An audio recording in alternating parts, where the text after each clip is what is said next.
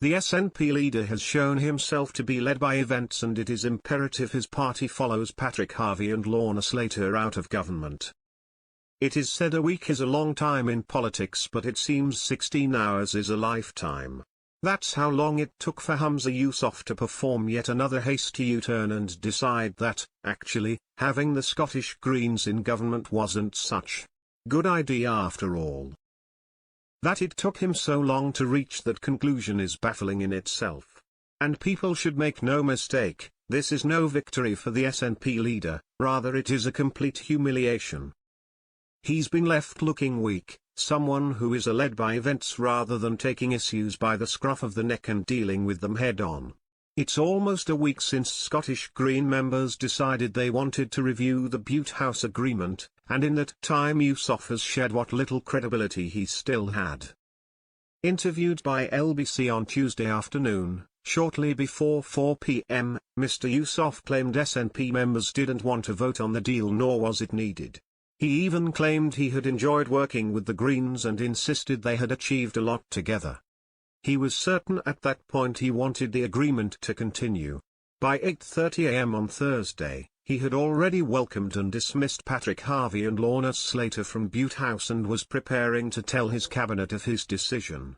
What changed in the interim was that Yousaf saw what way the wind was blowing and moved to try and save his own skin.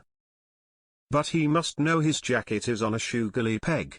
He was the only leadership candidate to run in a pledge of maintaining the Bute House Agreement in the bitter battle to replace Nicola Sturgeon last year.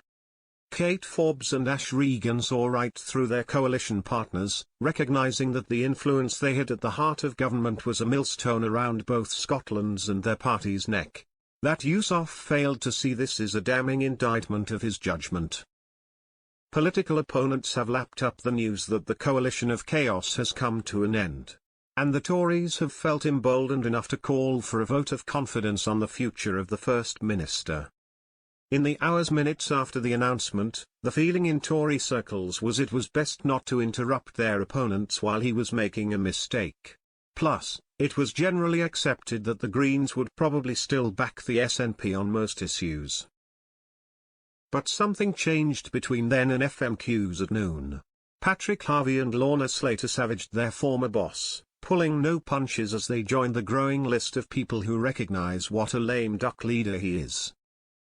Whether they can bring themselves to back a Conservative drive to remove a fellow nationalist from Bute House remains to be seen. But the coming days look like being extremely uncomfortable for Yousaf, whose hastily arranged press conference making the announcement had an air of his own resignation speech. The whole sorry episode just adds to the growing evidence that Humza Yousaf is not in control of his own party or his government. While the Greens are gone from government, it is imperative the SNP follow them.